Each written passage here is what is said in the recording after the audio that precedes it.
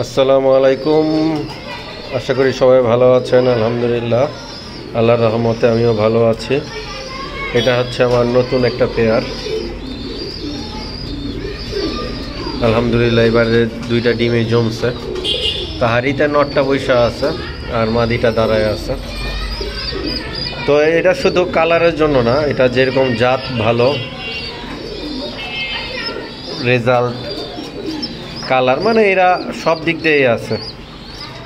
আর মাদিটা খুবই অ্যাগ্রেসিভ, মানে সবসময় মারামারির তালেই থাকে।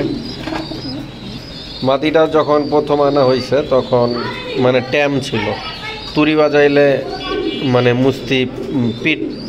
মুস্তি পিট করতে চাইতো। আর এখন কয়েকবার ডিম বাচ্চা করার পরে সে রাগী হয়ে গেছে। এখন আর মানে কোনো ছাড় নাই, ধাপাধাপ মাইর। এখন যেই হাত দেখ তার এই মাইর।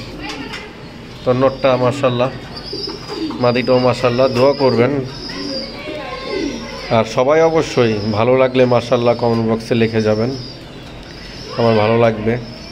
আর আপনাদের পেয়ারটা কেমন লাগছে অবশ্যই জানাবেন আমাকে।